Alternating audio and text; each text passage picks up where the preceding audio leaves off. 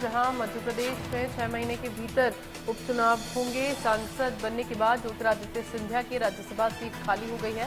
पूर्व मुख्यमंत्री शिवराज सिंह चौहान के केंद्रीय मंत्री बनने के बाद बुधनी में भी उपचुनाव होंगे।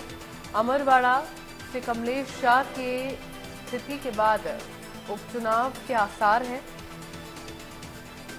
और अब बड़ा सवाल यहां ये बना हुआ है कि बुधनी से शिवराज का उत्तराधिकारी कौन होगा। मध्य प्रदेश के किसी नेता को मौका मिलेगा या फिर दूसरे राज्यों के नेता को राज्यसभा भेजा जाएगा, ये सवाल कहीं ना कहीं अब इन परिस्थितियों के बीच खड़ा हो गया है। और खबर पर ज्यादा जानकारी के लिए संवाददाता वैभव गुप्ता मेरे साथ फोन लाइन पर जुड़ गए हैं। वैभव, लगातार अब देखिए खबरें आने लग गई हैं। जब शिवराज सिंह चौहान ने कैबिनेट मंत्री के तौर पर शपथ ले ली है, ज्योतिरादित्य सिंधिया ने भी अपनी जब सीट छोड़ दी है, राज्यसभा की सीट उनकी खाली हो गई है, तो यहां पर अब उपचुनाव के आसार हैं। लेकिन सवाल यहां पर बना हुआ है कि आखिर शिवराज सिंह चौहान का बुधनी में उत्तराधिकारी कौन होगा। क्या बुधनी से ही किसी और नेता को जगह मिलेगी या फिर कोई नया चेहरा देखने को मिलेगा?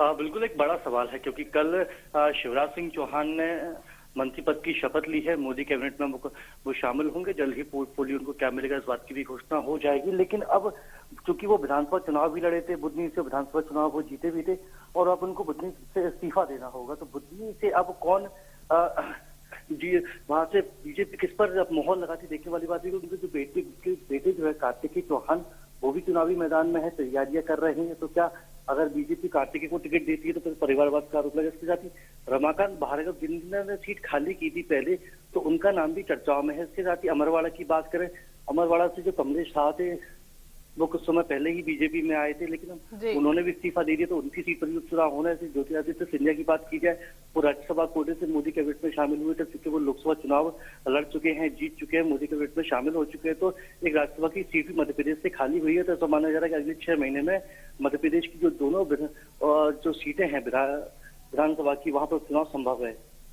बिल्कुल वैभव, देखिए ये नेता जो है एक एक कदम राजनीति में आगे बढ़ गए हैं। विधायक से सांसद और राज्यसभा सांसद से सांसद, लोकसभा के सांसद ये बन गए हैं। तो आगे एक बड़ी उपलब्धि यहाँ पर है। लेकिन सवाल भले ही ये खड़ा हो रहा है कि शिवराज सिंह चौहान के बाद या ज्योतिरादित्य सिंधिया के बाद अब किसे चुनावी मैदान में जब उपचुनाव होंगे तो खड़ा किया जाएगा। साथ ही साथ ये भी सवाल यहाँ पर बना हुआ है कि उन नेताओं को चुनावी मैदान में उतारने के बाद क्या जीत हासिल उसी तरह से की जाएगी जिस तरह से ज्योतिरादित्य सिंधिया ने राज्यसभा के चुनाव में की और विधानसभा के चुनाव में शिवराज सिंह चौहान ने की।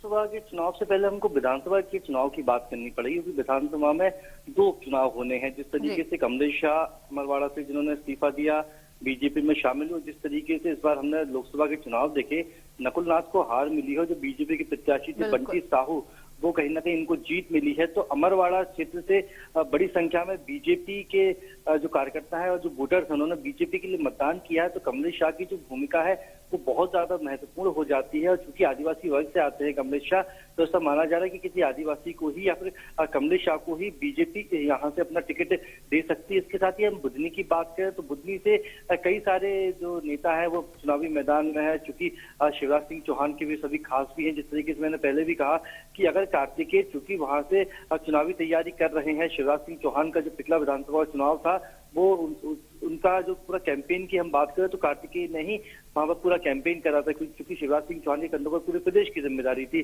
और रमाकांत भार्गव बिल्कुल वैभव, आगे आने वाले वक्त में जब उपचुनाव होंगे तो देखना होगा कि किन नेताओं को चुनावी मैदान में उतारा जाता है और नतीजे उसके क्या सामने आते हैं। बहुत बहुत शुक्रिया वैभव आपका तमाम जानकारियों के लिए। और इन्हीं खबरों के साथ बुलेटिन